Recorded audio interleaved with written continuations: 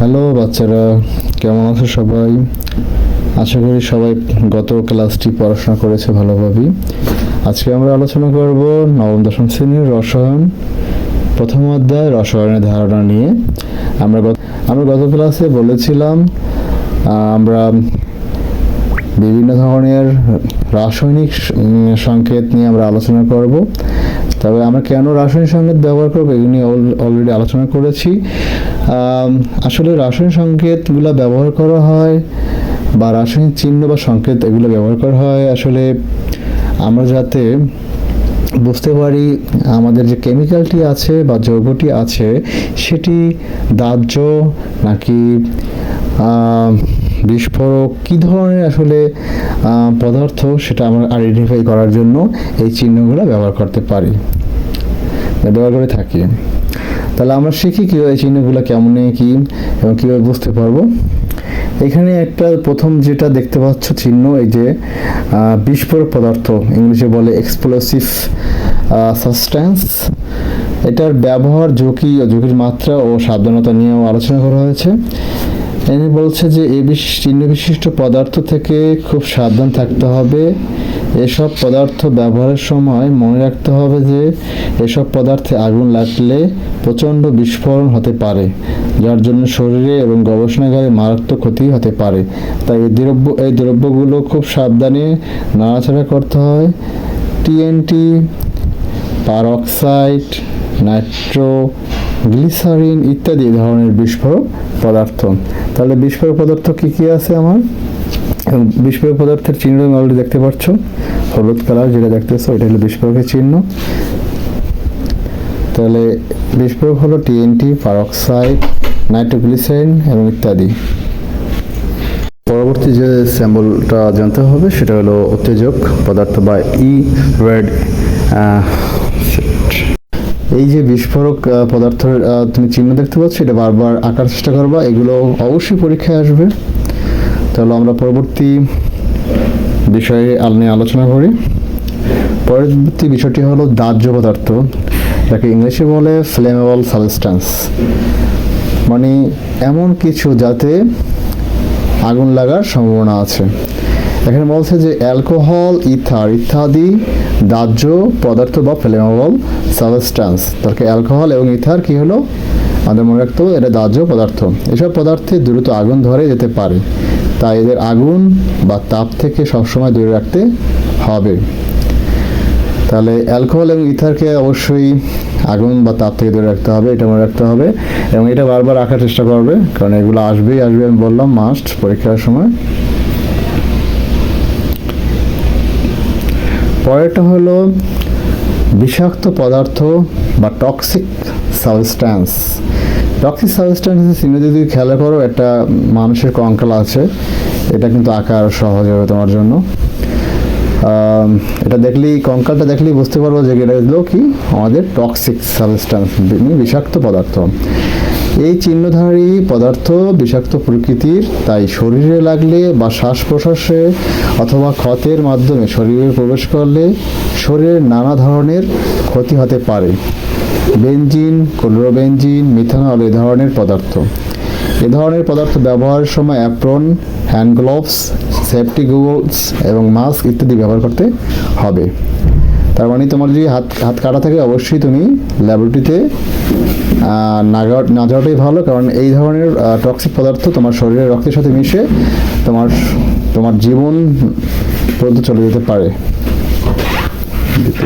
আমাদেরকে যেটা পরবর্তী জানতে হবে সেটা হলো উত্তেজক পদার্থ বা ইরিটেন্ট সাবস্ট্যান্স। এটা চিহ্নটা দেখতে পারলে বুঝতে পারবো এটাকে ক্রস, একটা চিহ্ন, এটা বোঝা আরও সহজ। এটা যখন দেখবা তখন বুঝতে হবে যে এটা একটা উত্তেজক পদার্থ, সিম্বল নির্দেশ করছে। এখানে লেখা আছে যে ডাস্ট, লঘু অ্যাসিড, ক্ষার, নাইট্রাস অক্সাইড ইত্যাদি উত্তেজক পদার্থ। এগুলো ত্বক, চোখ, শ্বাসতন্ত্র ইত্যাদি ক্ষতি করে, তাই এই ধরনের পদার্থ ব্যবহারের সময় apron, hand gloves, safety goggles ব্যবহার করতে হবে। আমাদের পরবর্তীতে আছে স্বাস্থ্য ঝুঁকিপূর্ণ পদার্থ বা হেলথ রিস্ক সাবস্ট্যান্স নিয়ে। এখানে একটা মানুষের মতো দেখতে পাচ্ছ, এটা দিয়ে বুঝতে পারছি যে আমাদের স্বাস্থ্য ঝুঁকি পদার্থ এটা। এই ধরনের পদার্থ ত্বকে লাগলে বা শ্বাস প্রশ্বাসের সাথে শরীরের ভিতরে গেলে তা শরীরের স্বল্পমেয়াদী বা দীর্ঘমেয়াদী ক্ষতি সাধন করে। এগুলো শরীরে প্রবেশ করলে ক্যান্সারের মতো কঠিন রোগ কিংবা শ্বাসতন্ত্রের ক্ষতি হতে পারে। বেনজিন, টলুইন, জাইলিন ইত্যাদি এ ধরনের পদার্থ, তাই এগুলো সতর্কভাবে রাখতে হবে এবং ব্যবহারের সময় apron, hand gloves, safety goals, mask ইত্যাদি পরে নিতে হবে। তো অবশ্যই কিন্তু হেলথ রিস্ক সাবস্টেন্স কিন্তু খুবই এটা মারাত্মক সাবস্টেন্স এবং ক্ষতিকারক অনেক বেশি, যেটা ক্যান্সারের মতো এত মহা একটা বড় ধরনের একটা রোগ হতে পারে। অবশ্যই আমাদেরকে এ ধরনের বিষয় থেকে সতর্ক থাকতে হবে। আর এখানে কিছু তোমার যৌগ বা কম্পাউন্ডের কথা বলা হয়েছে, যেমন বেনজিন, টলুইন, জাইলিন। এগুলো হয়তো তুমি শুনতে পাচ্ছ যে কেমন সাবস্টেন্স, এটা বুঝতে পারতেছো না। এটা পরবর্তীতে ক্লাসে আমি একটু আলোচনা করবো। ওখানে এরপর আমাদের আছে তেজস্ক্রিয় পদার্থ বা রেডিও অ্যাক্টিভ সাবস্টেন্স।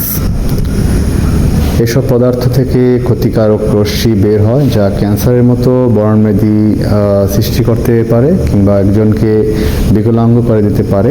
তাই এসব পদার্থ ব্যবহারের সময় বিশেষ সতর্ক থাকা প্রয়োজন। ইউরেনিয়াম, রেডিয়াম ইত্যাদি তেজস্ক্রিয় পদার্থ। তবে অবশ্যই জানতে পারছো যে হিরোশিমায় এবং নাগাসাকিতে একটা পারমাণবিক বিস্ফোরণ হয়েছিল দ্বিতীয় বিশ্বযুদ্ধের সময়। সেক্ষেত্রে কিন্তু এটার ব্যাপারটা যে রেডিও অ্যাক্টিভ সাবস্টেন্স ছিল ইউরেনিয়াম, ওখানে কিন্তু ইউরেনিয়ামের ব্যবহার করা হয়েছিল। ইউরেনিয়ামের মাধ্যমেই কিন্তু পারমাণবিক বোম তৈরি করা হয় বা পারমাণবিক ফিউশন সৃষ্টি হয়। এই কারণে কিন্তু চারিদিকে তোমার এ ধরনের বিস্ফোরণ হয়। তাহলে আমার পরবর্তীতে কী আছে, পরিবেশের ক্ষতিকর বা ডেঞ্জারাস ফর এনভায়রনমেন্ট এর সিম্বল। এই পদার্থগুলো পরিবেশের জন্য ক্ষতিকর। এ ধরনের পদার্থের উদাহরণ হলো লেড, মার্কারি ইত্যাদি। তাই এগুলোকে ব্যবহার করার সময় যথেষ্ট সতর্ক হওয়া প্রয়োজন। ব্যবহারের পরে এগুলো যেখানে সেখানে না ফেলে একটি নির্দিষ্ট স্থানে রাখতে হবে। এসব পদার্থকে যত সম্ভব পুনরুদ্ধার করে আবার ব্যবহার করার চেষ্টা করতে হবে, তাহলে এগুলো সহজে পরিবেশে ছড়িয়ে পড়তে পারে। এখানে একটা কথা বলছে যে পুনরুদ্ধার বলছে কি রিসাইক্লিং। আমাদের কিছু কিছু প্রোডাক্ট আছে যেগুলো আমরা রিসাইকেল করে আমরা সেই জিনিসটা ওয়েস্ট না করে আমরা প্রোডাক্টে রূপান্তর করতে পারি। সেক্ষেত্রে বিভিন্ন ধরনের প্লাস্টিক হতে পারে, প্লাস্টিক জাতীয় পণ্য, ওগুলো আমরা বাইরে না ফেলে ওটাকে আবার রিসাইকেল করে বিভিন্ন ধরনের প্রোডাক্ট বা পণ্য আমরা বানাতে পারি, যেগুলো কিনা আমাদের জন্য পরিবেশের ক্ষতিকর দিক থেকে আমাদেরকে উপকারী প্রোডাক্টে রূপান্তর করবে এবং আমাদের আর্থ ও সামাজিক উন্নয়নে ভূমিকা পালন করবে। তো পরবর্তী আছে ক্ষতি সৃষ্টিকারী বা কোরোসিভ। এই ধরনের পদার্থগুলো শরীরে লাগলে শরীরের ক্ষতির সৃষ্টি হয়। শ্বাস প্রশ্বাসের সাথে গ্রহণ করলে তা শরীরের ভিতরে অঙ্গেরও ক্ষতি সাধন করতে পারে। হাইড্রোক্লোরিক অ্যাসিড, সালফিউরিক অ্যাসিড এবং সোডিয়াম হাইড্রোক্সাইডের ঘন দ্রবণ এই জাতীয় পদার্থের উদাহরণ।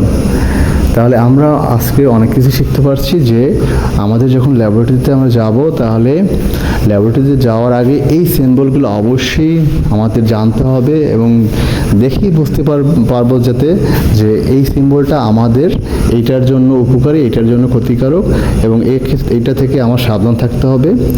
তাহলে অবশ্যই আমাদের এই সিম্বলগুলো জানতে হবে যাতে কিনা আমাদের নিজেদের এবং আমাদের প্রতিবেশী এবং আমার যেতে সহপাঠী আসে তার কোনো ক্ষতি সাধন না হয়। এবং অবশ্যই ল্যাবরেটরি সেফটির ক্ষেত্রে আমি বলবো, ল্যাবরেটরিতে যখন তোমরা কাজ করবে অবশ্যই জানলা এবং দরজা খোলা রাখবে এবং পাশাপাশি তোমাদের যদি ল্যাবরেটরিতে ফ্যান থাকে এটা অবশ্যই চালিয়ে রাখবে যাতে কিনা তোমাদের কোনো কেমিক্যাল যাতে বাইরে চলে যেতে পারে এবং রুমে আবদ্ধ না থাকে। এতে করে তুমি নিরাপদ থাকবে এবং তোমার প্রতিবেশী এবং সহপাঠী নিরাপদ থাকবে। ধন্যবাদ। আজকের এই ক্লাসটি এই পর্যন্তই। আজকের প্রথম অধ্যায়টি এখানে পর্যন্তই। পরবর্তীতে আমরা দ্বিতীয় অধ্যায় নিয়ে আলোচনা করব এবং এই অধ্যায়ের বাকি কিছু প্রশ্ন এবং সমাধান নিয়ে আমি আলোচনা করব। আশা করি সে পর্যন্ত তুমি আমার ক্লাসটা দেখবে। পরবর্তী ক্লাস দেখার জন্য সবাইকে আমন্ত্রণ করা হলো। ধন্যবাদ।